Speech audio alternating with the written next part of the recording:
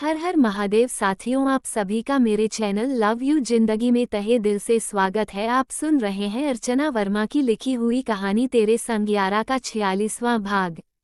पलक से खाना भी नहीं खाया जा रहा था। मुश्किल से 2-4 निवाले उसने अपने गले के नीचे उतारे होंगे।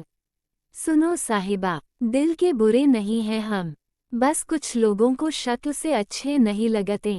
अचानक से प्रणव के होठों से निकला। मतलब? पलक समझी नहीं। इस गंभीर माहौल में प्रणव के मुंह से ऐसे शब्द सुनकर पलक को हैरानी हुई थी।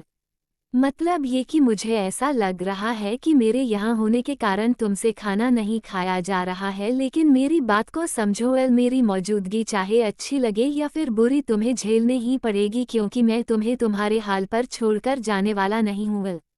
एक बात और मेरी ध्यान में रखो, रोने से या फिर खाना छोड़ने से मुसीबतें हल नहीं हो जाएंगी। मुसीबत से लड़ने के लिए शरीर में ताकत होना भी जरूरी है, और ये ताकत खाना खाने से मिलने वाली है। इसलिए जल्दी से खाना खाओ, क्योंकि अगर मुस्कान जग गई तो वह हम दोनों को ही ढूंढेंगी। प्रणव ने जबरदस्ती पलक की थाली में एक और रोटी डालते हुए कहा।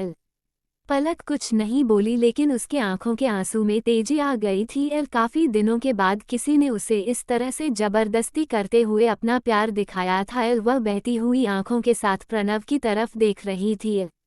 सारा बिल प्रणव खुद ब खुद पे कर रहा था। पलक चाहकर भी कुछ नहीं बोल पा रही थी, क्योंकि इस वक्त उसके पास पैसे भी नहीं थे। मुसीबत अगर एक हो तो इंसान उससे लड़ लेता है, लेकिन जब चारों तरफ से मुसीबतें गिरने लगती हैं तो इंसान टूटने लगता है। वही हाल इस समय पलक का था। एक बात पूछूं? खाना खाने के बाद अस्पताल की कॉरिडोर में चलते हुए प्रणव ने पलक से पूछा। आपको परमिशन की क्या जरूरत है सर? पलक ने उसकी तरफ देखा। जरूरत है, क्योंकि यह बात बहुत देर से मेरे दिमाग में चल रही है। हालांकि यह सवाल बहुत निजी है, पर अगर तुम बताना चाहो तो। प्रणव पूछने में भी सोच रहा था। आप पूछे। आखिर ऐसा क्या हुआ तुम्हारे और तुम्हारे हस्बैंड के बीच में जो तुम दोनों एक साथ नहीं रहते? आखिर क्यों तुम दोनों का रिश्ता टूटने के मोड़ पर पड़ा है? प्रणव ने अपना सवाल कर ही लिया। रिश्ते निभाने का तो बस एक ही फॉर्मूला है सर। सुन लिए तो सुलझ गए रिश्ते, सुना दिए तो उलझ गए रिश्ते। पलक ने प्रणव की तरफ देखते हुए कहा। वह बात तो मैं समझ रहा हूँ कि तुम्हारे जैसी लड़की से किसी की ना बने, ये तो हो ही नहीं सकता। पर जो गलत है वह तो गलत ही है, और गलत को गलत बोलने में कोई बुराई नहीं है। पलक चुप हो गई। समझ में ही नहीं आ रहा था क्या जवाब दे। क्या बताती कि परीक्षित को उसके किरदार पर ही भरोसा नहीं है। अब परीक्षित ने तो उसे ही हर जगह गलत साबित कर दिया था। अब वह कैसे परीक्षित को गलत कह सकती थी? वैसे भी समाज में औरतों की सुनता कौन है? एक पुरुष की एक से अधिक बीवी हो तो कोई परेशानी नहीं है, पर अगर स्त्री किसी के साथ हंसते बोलते हुए भी दिख जाए तो उसके नाम के पर्चे छपने लगते हैं। और यहाँ पर तो पलक के ऊपर मुस्कान के पिता के नाम का पर्चा पड़ा हुआ था, जिसको ना कि वह जानती थी और ना ही जानना चाहती थी।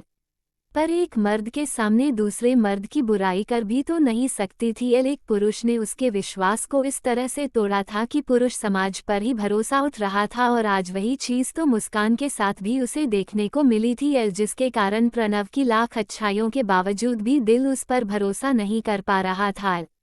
देखो, मुझे गलत मत समझना, लेकिन मैंने सुना है कि तुम्हारी डाइवोर्स अब तक नहीं हुई, तो फिर इस तरह से अलग ना होते हुए भी अलग रहने की वजह मुझे समझ में नहीं आ रही है। प्रणव ने बात को घुमा फिराकर पलक से पूछना चाहा। यह कोई अमेरिका, जापान और इंग्लैंड नहीं है जहां की पति के खर्राटों से तंग आकर पत्नी डाइवोर्स ले ले।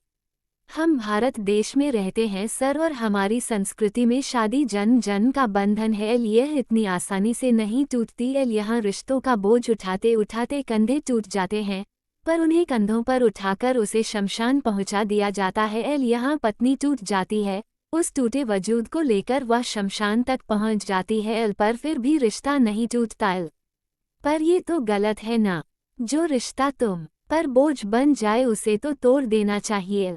ऐसा आप सोच सकते हैं सर, और कह क्या कर भी सकते हैं, क्योंकि आप एक स्त्री नहीं पुरुष है, और हमारा समाज पुरुष प्रधान समाज है। ये हमारे समाज की रीत है। आप एक स्त्री की विवशता नहीं समझ सकते। एक स्त्री इस समाज के कई सारे बंधनों में बंध कर बेड़ियों में जकड़ जाती है। मैं शायद आपको समझा भी नहीं पाऊंगी कि मैं किसी बंधन में जकड़ी हुई हूँ। आप शायद मेरी बात इस तरह से समझ सके। आपके घर में खाने के लिए कुछ है या नहीं है, कोई पूछने नहीं आएगा। लेकिन समाज में खड़े होने के लिए आपके बदन पर ब्रांडेड कपड़े जरूर होने चाहिए। ये चीज सब पूछेंगे, कहाँ से लिया, कितने का लिया, कैसे लिया। कोई यह नहीं देखने आता कि आप अंदर से कितने अकेले, कितने टूटे हैं। पर बाहर से पेंटिंग सबको चाहिए। समाज में खड़ा होना है तो अपने अंदर की टूट फूट अपने अंदर दबाकर होठों पर आपकी एक मुस्कुराहट जरूर होनी चाहिए। काफी दिनों से अपने अंदर इन सब चीजों का बोझ ढोते ढोते पलक आज थक गई थी। उसने धीरे धीरे प्रणव के सामने अपने दिल का हाल खोलना शुरू कर दिया और प्रणव उसे बोलने का मौका दे रहा था। वरना आज तक तो किसी ने उसके दिल का हाल समझने की कोशिश भी नहीं की थी। कहना और सुनना तो बहुत दूर की बात थी। वह सब तो ठीक है पलक, मैं तुम्हारी बात और तुम्हारी मुश्किल समझ रहा हूँ, पर इसमें तुम दोनों के साथ ना रहने का कारण क्या है। प्रणव तो जैसे आज पलक के घाव को कुरेद कर उसे निकालने पर तुला हुआ था। अब कुछ बातें लेखिका के दिल से। सबसे पहले आप सबको बड़ा वाला थैंक यू, जिनमें से मैं कुछ नाम को उल्लेखित करना चाहूंगी।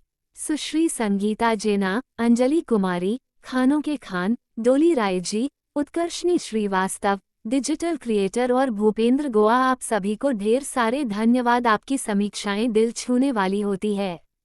आपकी समीक्षाएं ही लेखक को ये बताती है कि कहानी आप लोगों के दिल तक किस हद तक पहुंचने में कामयाब हुई है। आप सभी जो लोग इस धारावाहिक को सुनते हैं पर वीडियो को बिना लाइक और चैनल को बिना सब्सक्राइब किए हुए भी निकल जाते हैं, उन सभी का भी तहे दिल से धन्यवाद।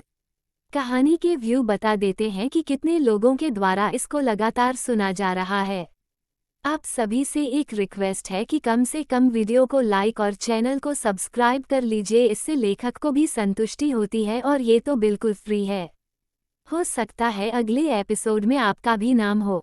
मेरे चैनल पर आपको लगातार इसी तरह से एक स्वस्थ पारिवारिक मनोरंजन सामाजिक कहानी सुनने को मिलती रहेगी, यह मेरा वादा है आपसे। क्योंकि मेरे कलेक्शन में मेरे द्वारा लिखी गई ऐसी खूबसूरत कहानियों का एक अच्छा स्टॉक है। अभी तो ये पहला कदम है। आप सब प्रोत्साहित करेंगे तो ये कारवां आगे बढ़ता जाएगा। इसके लिए वीडियो को लाइक और चैनल को सब्सक्राइब करना मत भूलिए। कहानी पसंद आती है तो अपने दोस्तों को भी इसे फेसबुक व्हाट्सएप पर शेयर कीजिए। यह एक मेरा रिक्वेस्ट है आप सभी से। उम्मीद करती हूँ कि आप निराश नहीं करेंगे। खुश रहिए, स्वस्थ रहिए, मस्त रहिए, हंसाते रहिए, मुस्कुराते रहिए और लोगों के चेहरे पर मुस्कान लाने वाला काम करते रहिए। मिलते हैं अगले भाग के साथ। हर हर महादेव।